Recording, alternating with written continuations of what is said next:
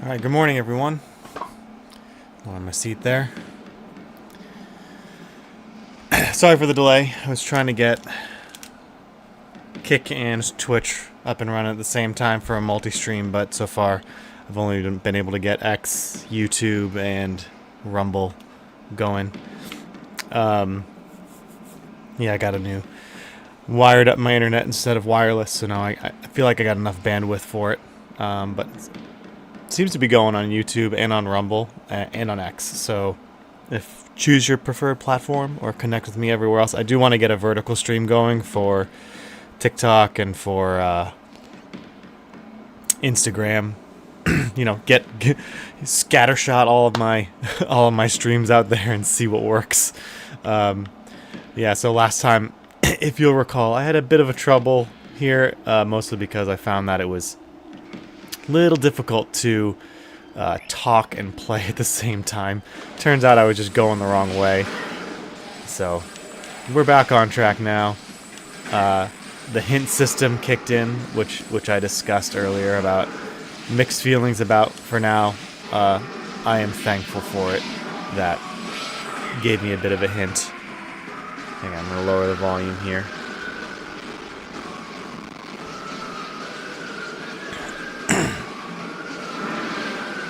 Dark Space Pirates.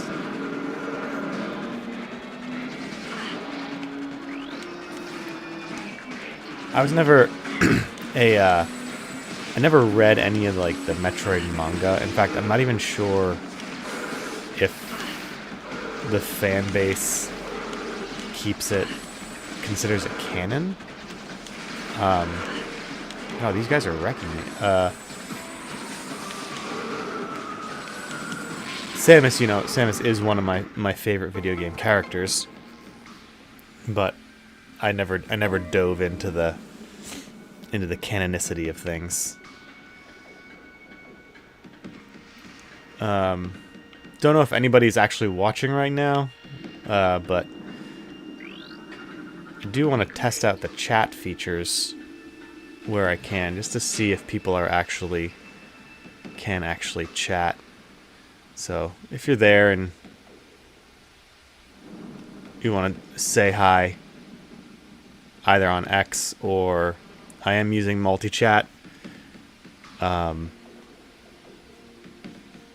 be cool to test that out. So if you're there, I'd appreciate it. Just a hello, so I can see what's going on. Make sure people can actually hear me. That's another thing as well.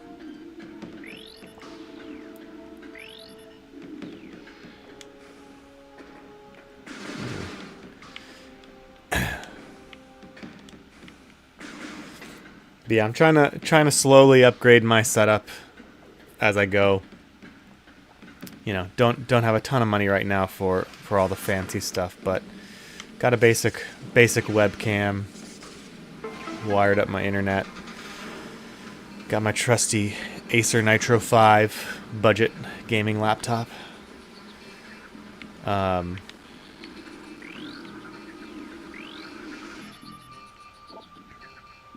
Unable to restore controller functions. Alright, so let's see what's going on here. Aha!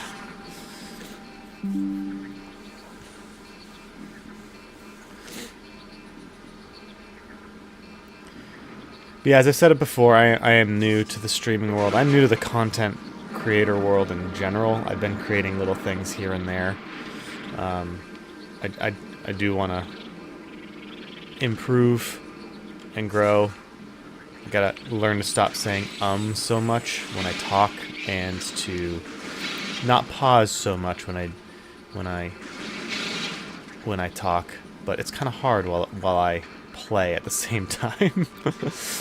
You know, I was a fan of the Game Grumps for a number of years when I first discovered them 10 years ago. And they said every now and then it's difficult when I had guests on. It's difficult to play and talk and try to be an entertainer at the same time. And I'm understanding that more now.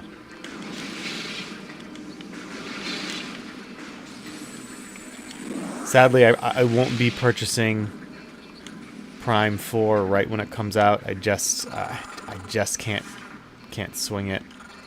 Got some other financial responsibilities, so like a child, I put it on my Giftster Christmas list. So hopefully one of my family members or maybe my wife will pick it up for me. But I'm sure she will. I'll tell her to get it for me. But because of that, I'll have to wait till Christmas, like a good Christmas child. Gotta wait for Christmas morning to open up my presents. But then I'll get into it. In the meantime, I'll use that time to either finish up Metroid Prime 3 so I can 2 and 3 so I can better critique Prime 4, because that's what I want to try to do. I don't just want this to be a channel for me playing games that I enjoy, even though that's what I want. Ultimately, I do want to have fun doing this, but at the same time, again, like I said last episode, I want to try to contribute to this conversation of improving the discourse around games, and I want to try to be informed. And I don't feel like playing a game and comparing it to the other. Okay, is this working? Comparing it to the other entries in the series without having played them in a really long time just does not feel right to me, so that's why I want to do this. I think I dropped down too quickly here. Okay, what's going on here? Solar Dynamo. Oh, sorry, my screen flashed to my background there, not sure what's going on.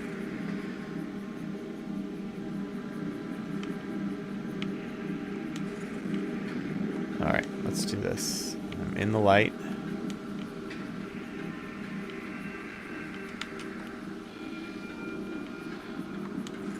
Okay, I turned on the lights. That was the goal there, to turn on the lights.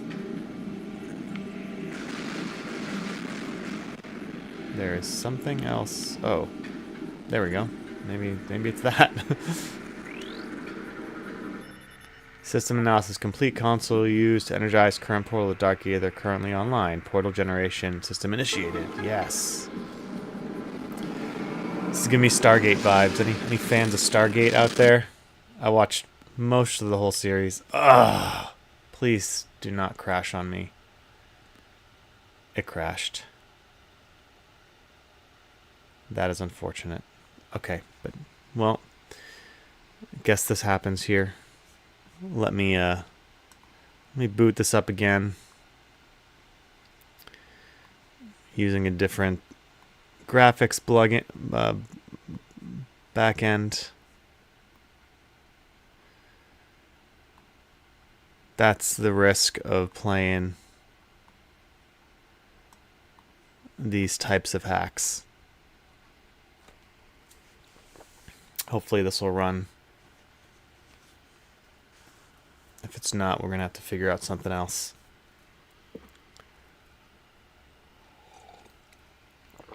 Yeah, every morning when I boot this up, I have to reboot my system and then mess around with the different graphics plugins on the Prime hack.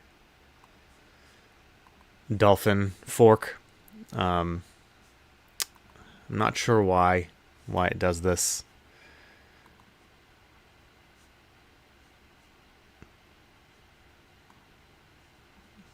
Alright, let's see here. Change the graphics to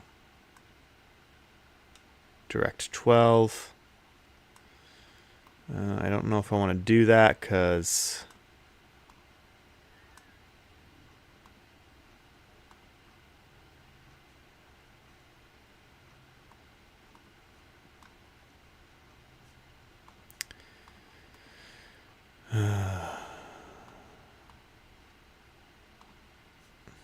yeah, this is the kind of thing that if this keeps happening, I might just have to abandon it altogether. I don't want to have to deal with this. Okay, we got the FPS up there. Now that I know what I'm doing, I'll get back there real quick.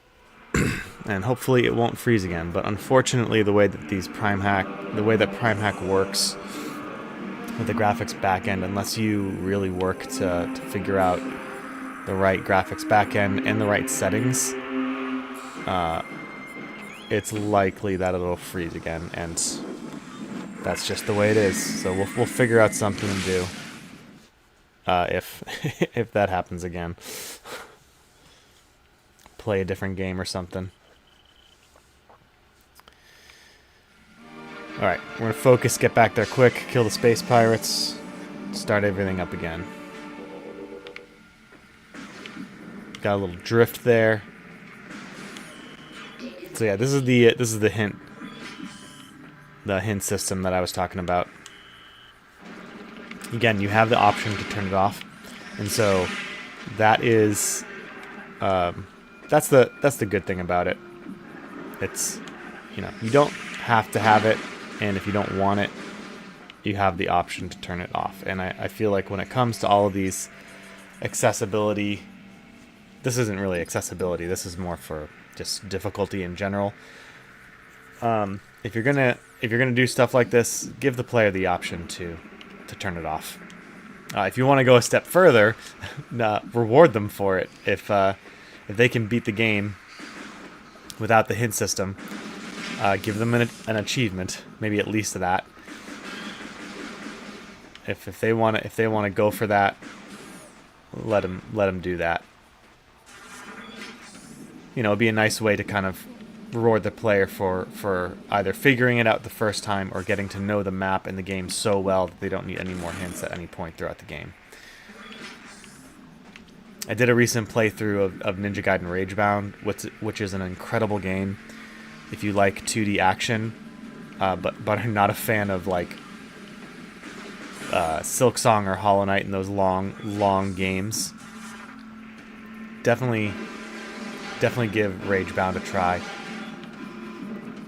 I went a little OCD on it and got S++ in every single level on hard mode. It was really difficult, but it was a ton of fun. But anyway, they've got a lot of accessibility options, and that's great. And they're good accessibility options, especially for the game, the type of game that you're playing.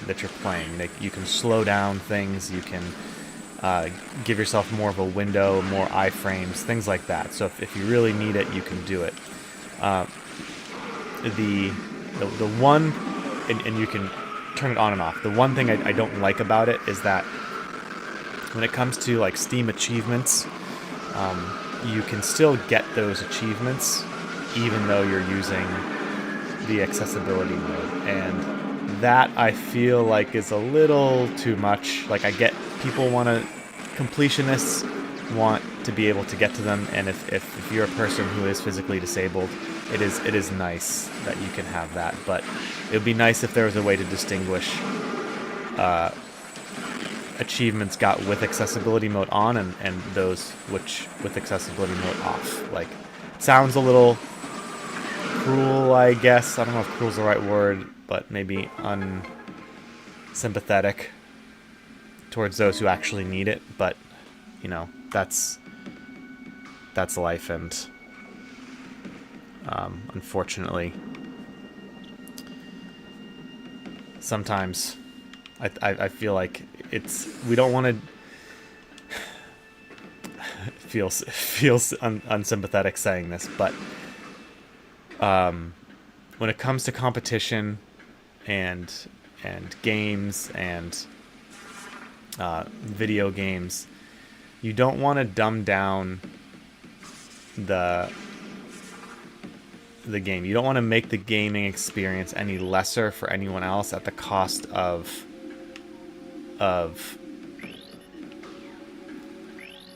other of everyone. Like, you want to design your game. You want to have things like accessibility and difficulty in mind when you design your game, but the priority is the game itself, the gameplay itself. Do that first, and then work in accessibility, then work in everything else to cater to specific player groups, because otherwise what you're going to do, you might do this consciously or you might do it subconsciously. Because your priorities are off, you're not going to design the full game that you actually want to design. You're going to design the game that you think other people want. And your game might suffer for it.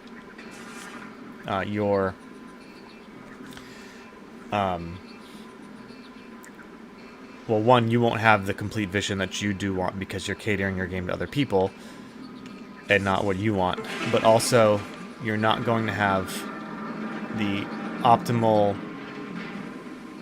generic best practices in place when it comes to game design, because you're going to be, dumbing down precision platforming, or making your game easier when it needs to be harder, or harder when it needs to be easier, because you're considering all these factors. After you play test, after you have a bunch of people play your game and give you feedback, then you can begin to tweak it. But, the first thing is design the game that you want to design first, and make sure you have your priorities in order there. I made a post on X the other day about how Metroid Prime is going to appeal to a wider audience, and that's not necessarily a bad thing. Someone pointed out, of course, that all games want to appeal to a wider audience because that means they get more money, which is great.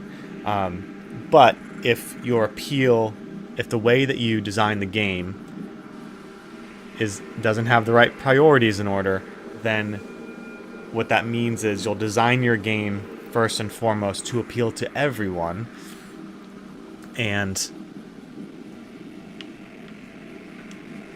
you won't have the game that you actually want as a finished product.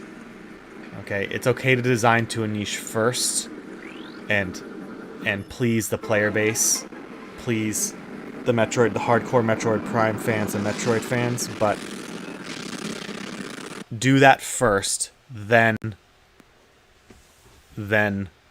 design the game you want to appeal to a wider audience. And oh gosh, okay, let's try this one more time. Alright, just so you guys can see what I'm doing here. We'll make it part of the stream. Okay, so basically the biggest issue here comes with cutscenes.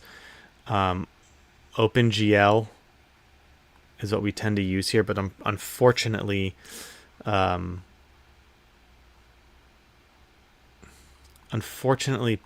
is, again, it's really finicky with the different backends you're using here. Okay, so I'm using that now. Now that they're synced up, I'm going to uncheck that. Now, it hasn't been loading with OpenGL the past couple times, so I've had to use direct, or sorry, the other way around. Now, usually if I click that and the FPS shows up at the top, usually that means it took, but for some reason it just hasn't been doing it right now. Oh, there we go. Okay, let's give this one more shot. I apologize, everyone, but I guess this is the nature of live streaming. I'd love to hear some feedback on how people handle stuff like this, but, it is what it is. This comes with the territory of dealing with these ROM hacks.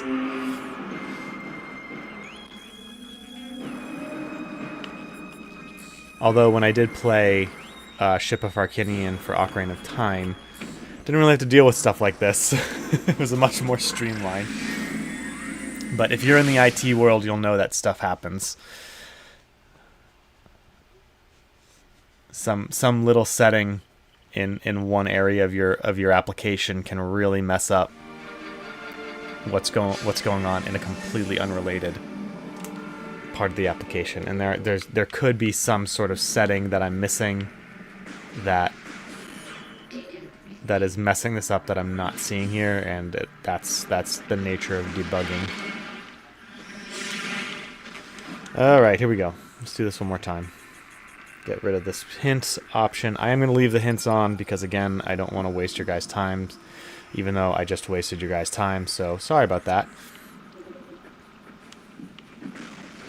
But as I said, it's not just about the gameplay. I don't just want to sit here silently, even though I might do that sometimes. I want to try to contribute to the conversation as much as I can, and what I'm learning and what I'm experiencing as an adult gamer.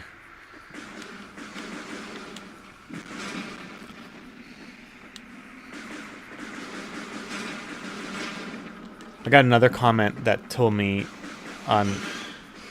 I made a clip about how I feel like there are games getting easier, and someone pointed out that the games aren't getting easier, I'm just getting better. And by better, I think he meant that I've been playing games all my life, so when new games come out and I feel they're too easy, it's because I have so much experience as a player that I find them too easy. And I think there is some truth to that. But at the same time, when I say ease, I'm not really talking about how to quickly pick up a game. I'm talking about things that are put into the game that weren't there when I was a kid that make the game a lot easier. So it's like the yellow paint issue. I don't like the yellow paint issue, not in the sense that I don't like yellow paint. I think it doesn't fit when it is in games. It doesn't fit the environment, and it makes things. It kind of draws you out of the immersive experience. But I think the principle behind it is developers need to figure out how to guide players in the right way. So when it comes to games being too easy, in the specific category of guiding players to the right area, the yellow paint solution is lazy. That's what I'm saying. It is. It's just a quick little like, hey, I'm going to stick something in the environment that looks extremely out of place because it grabs the player's eye and points them in the right direction. That's the idea behind it. And ultimately what that boils down to is they don't want the player to have to wonder where to go. They want to put something obvious in front of them so that they can figure out where to go really, really quickly. In a sense, they're not trusting the player. They're not trusting the faculties of the player to figure it out. Now, you do want to guide the player as a developer. You do want to put things in to guide the player that sometimes are really obvious and sometimes that are not so obvious, because you want them to have the feeling that they figured it out. And the only way to do that is to be subtle with your hints and to not be overbearing with your signposts. Like in Resident Evil 8, it's bad. I love Resident Evil 8. I think it's a great game. It's a lot of fun. It should have been a Van Helsing type game, because that's the feeling you get. You feel like you're Van Helsing rather than a Resident Evil hero. But man, there's yellow paint everywhere in that village, and it looks really out of place, and it just kind of draws you out of the immersion.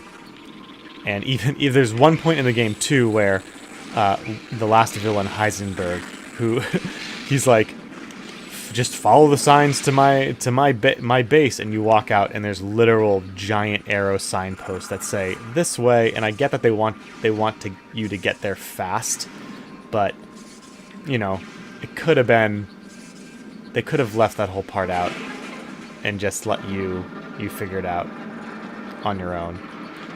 You know, that type of game, I feel like, had issues with not knowing what it wanted to be, and it actually like jumped genres here and there, with being like, this is a kind of Metroidvania part with the castle, like you had to figure out where to go in the castle, which was more classic RE. Then it was really, really survival horror with the House Benvenuto or whatever it was called, with the giant fetus monster, which was terrifying and a great part of the game. And then it just I don't want to say devolved, but it devolved into straight up, like, let's shoot things a lot with Heisenberg's segment.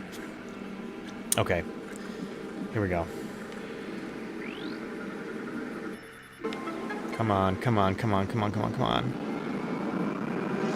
Do it. Do it. Nope.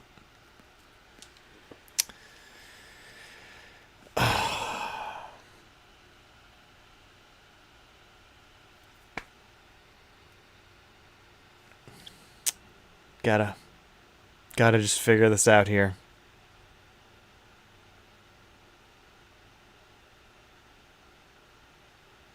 I hope you guys like my background. Alright, let's see what's going on here.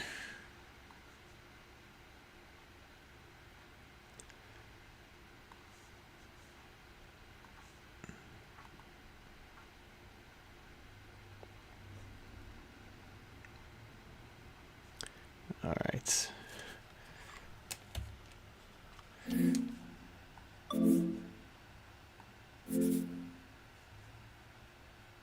I knew this was going to happen at some point.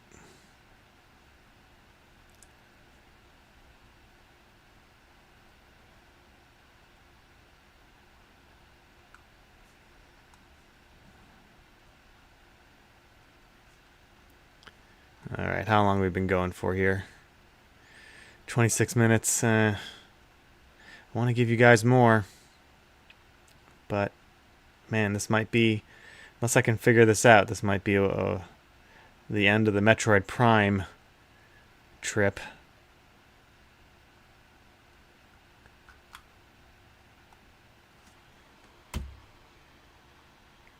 Let's see. Alright, give me 1 second here. We'll do the BRB screen. That hopefully is set up right back.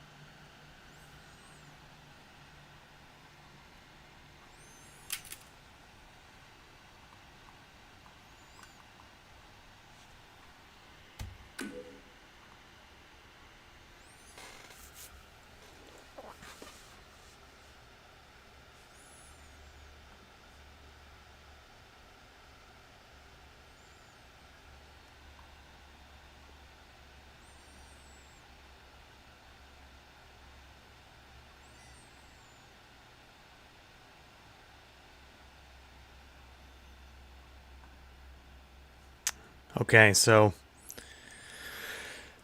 just try to mess around with some things. We're going to try something different because I mentioned it. Hopefully this shows up the way it should. It's not showing up the way that I want it to, but I can... Oh, there we go. Come on. Show up on the right display. Since I mentioned Resident Evil 8, we'll just play it here. And hopefully my controls are set up, still connected. There we go. Okay.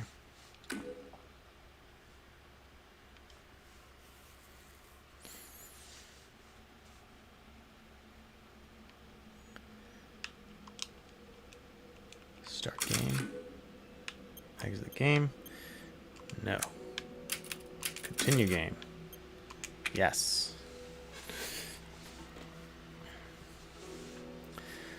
Castle Dimitrescu. Or not Dimitrescu.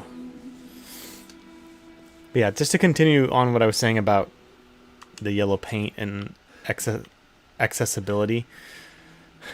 Again, when I critique accessibility and when I critique guiding the player and yellow paint and things like that, I'm not oh, sorry, this might be this part might be a little graphic for people, so sorry about that. Just maybe I'll cut away to a different scene when this part happens here.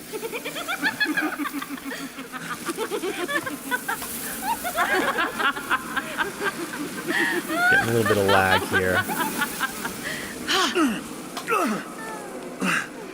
Ugh, man, this is just not my day for streams here.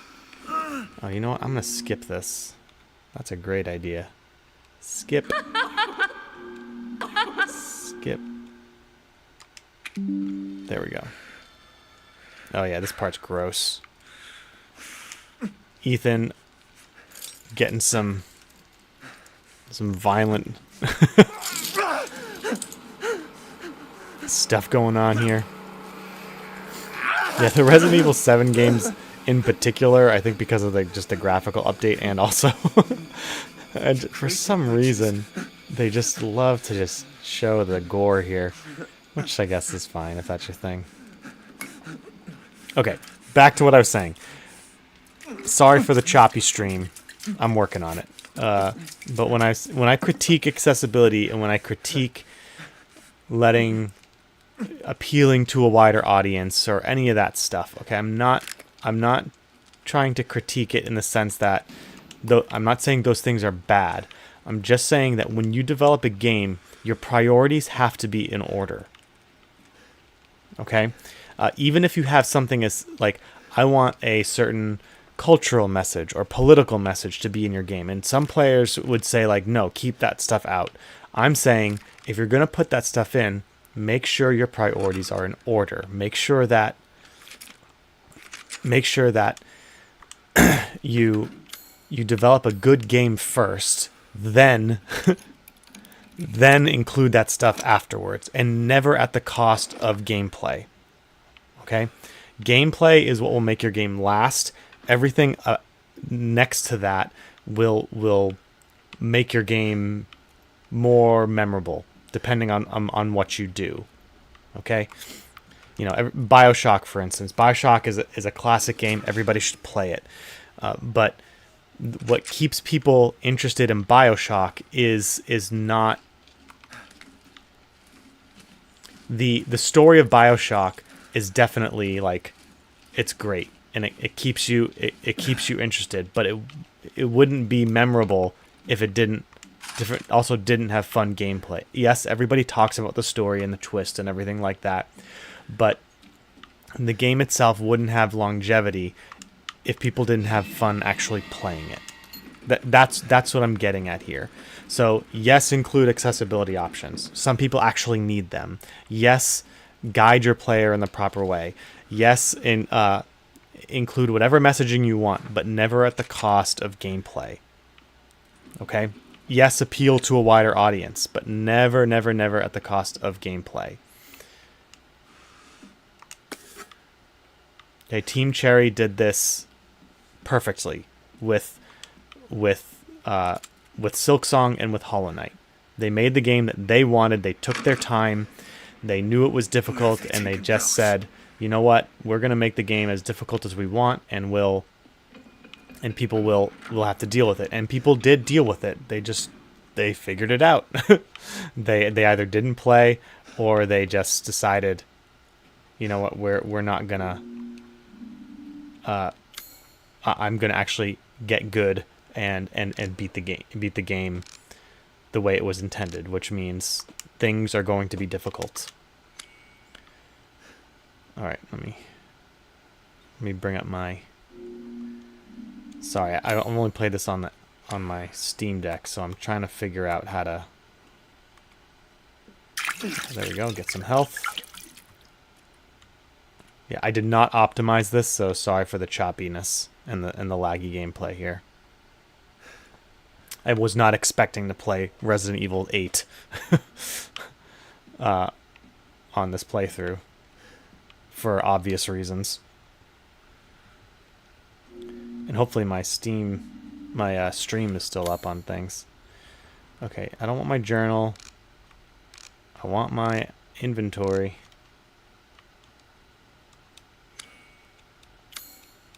Oh, that's right. There we go. Okay. Items. We're going to need this eye.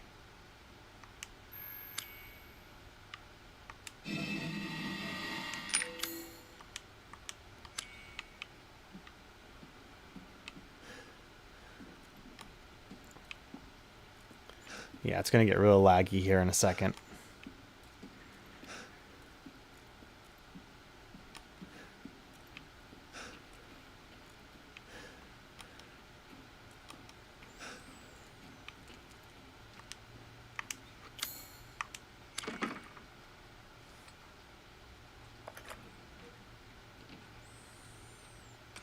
When it comes to the messaging of some games too,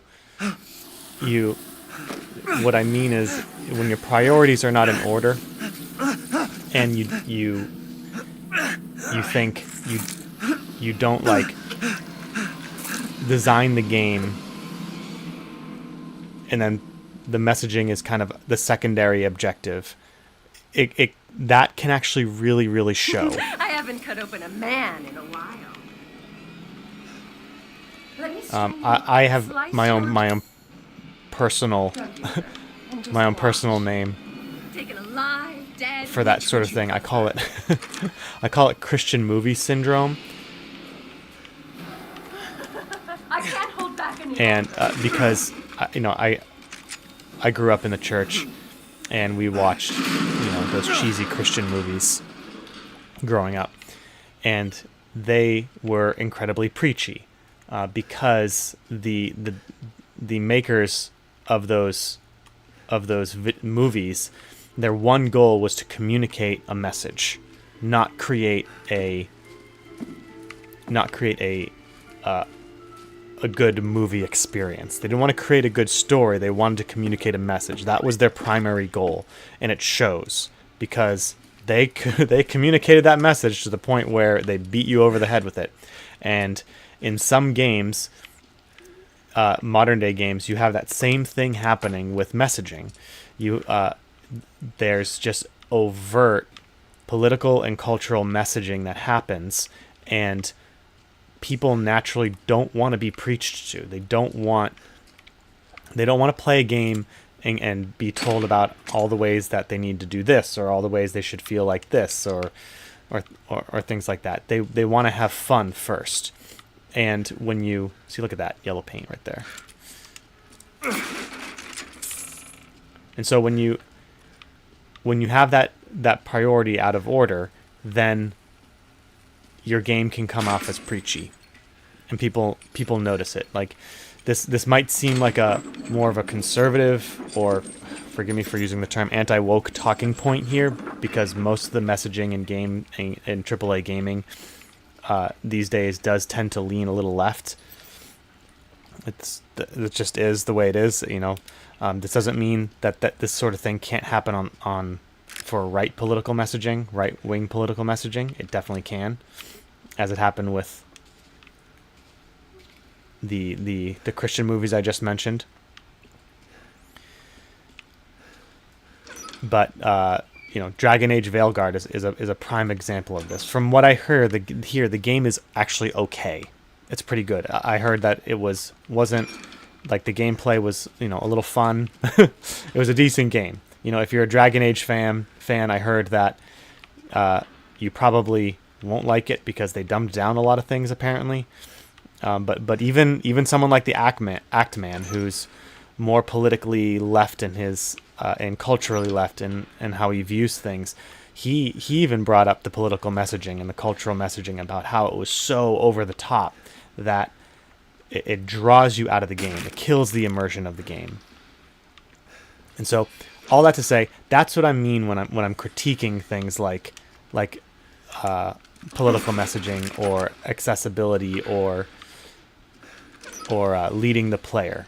You don't just do it right. Okay, and your game won't suffer for it. Okay, BioShock and BioShock Infinite, and I haven't played the second one. They've got some pretty deep messaging and philosophical meaning behind it, but the game doesn't suffer for it because they made a fun game first. Ironically, if you feel like you're only worried about communicating a message and that causes you to be a bit overbearing with your message, what's interesting is that people will actually listen to your message more or be more sympathetic to your message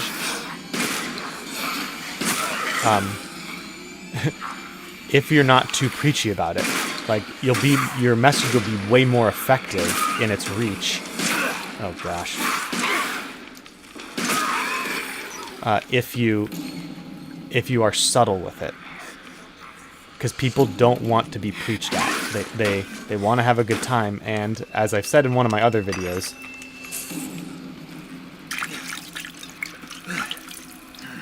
when people are having a good time, they tend to learn more.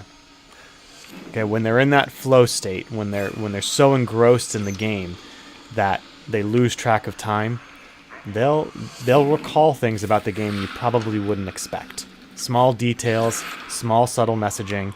Yeah, they might need to have it pointed out to them in like a video game form or whatever, but when it is pointed out to them, when they do notice it, it sticks. And it's not because you were overt with it, it's because you were subtle with it, and they have the impression that they were the ones to figure it out. You didn't tell them, they figured it out on their own. Now, I understand this is easier said than done, for sure, because I've never done it. I've never written a story. I am being a bit of an armchair quarterback here. I've never designed a game, but I don't feel that makes me wrong about this. I'm trying to learn all I can, so as I said, so I can contribute to the conversation because I care about this art form.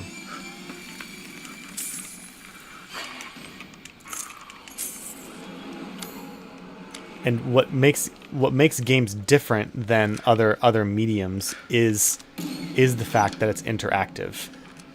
Almost to the point where it can be detrimental. Like, I notice that I love video games, but I notice that when my kids spend too much time playing them, they're young. They're, my oldest is 6 years old, my youngest is 4, and, we play Mario Wonder. And, I'd rather have them play a video game that they're going to have to put some thought into than sitting there watching Cocomelon. I want them to think, and to think about how to solve their own problems in a virtual setting. But because of the interactive element, it is very overstimulating sometimes. And we have to put the games away at times. We have to say, okay, that's enough. You guys are getting too overworked, or you need a break, go outside. And it's that overstimulation that I feel can make a game very impactful to people.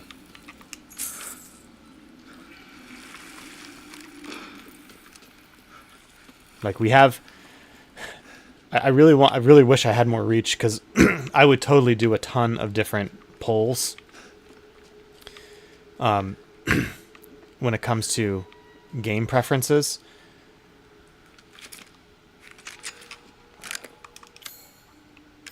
Because I really want to know, like, what... Do I not have ammo for that? Yeah, I do different polls when it comes to gaming preferences because I really want to know, like, what people think about games and how it impacted them. Because I'd be willing to wager that there's... Yes, we remember games that we remember movies that were impactful. But I'd be willing to bet that games have more of an impact on players than movies and TV. I'm probably gonna die here. I'm on Village of Shadows difficulty, and this lag is killing me, and I'm out of health stuff here. Just gotta get out of here. Alright, let's craft some stuff here. Some chem fluid. There we go. Making some chem fluid. I got plenty of stuff. Yeah, I replayed the game a number of times on normal and easy difficulty just so I could be ready for Village of Shadows. I made the unfortunate decision at one point to purchase all the DLC for this because I thought it would... Squeeze the blood out when they're alive. I thought, you know, I could get all of it, but I don't know why they did this, but because I did that, it unlocked everything for me. It just was like, oh, by the way, all that stuff you can work for and be rewarded for, you know, you'll just get it. You don't have to work for it, and that really killed the vibe for me and my incentive to play through this on all the difficulties. So that's another thing I could talk about. All right, let me try to do this here. Oh gosh.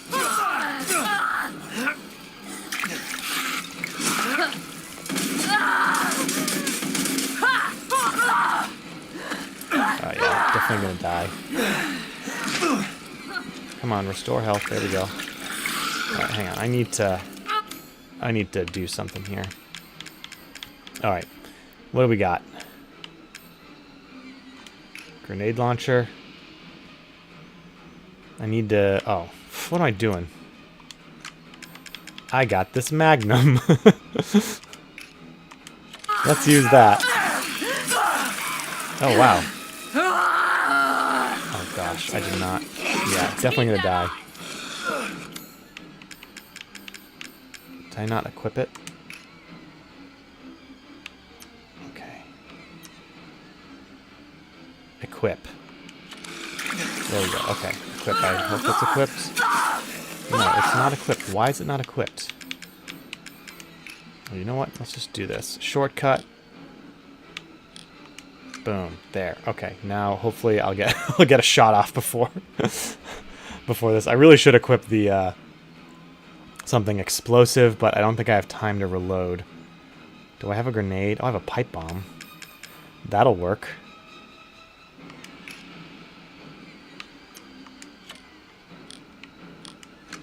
Okay. Here we go. There we go. Okay.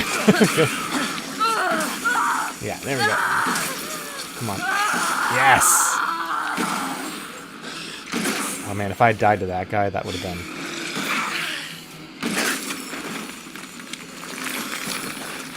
Haha!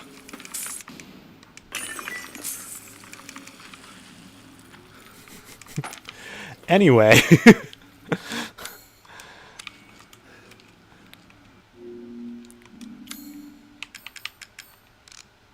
Get some more chem fluid here. Let's do that. There we go. Get some more.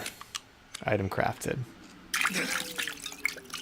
Yeah, I wasn't expecting those other guys to be there in Village of Shadows. I guess they throw in more guys in these fights. Okay, reload. There we go. Get some ammo.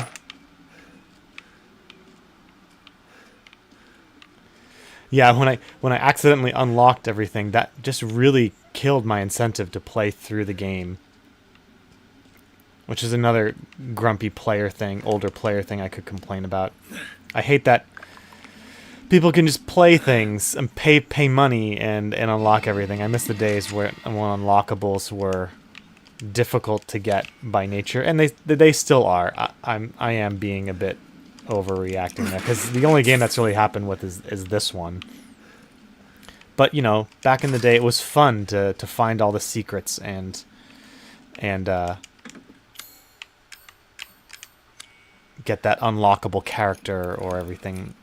So, you know, if I could go back, I wouldn't do that, because I would probably have played this game a lot more when I first got it. But anyway, it is what it is. Okay.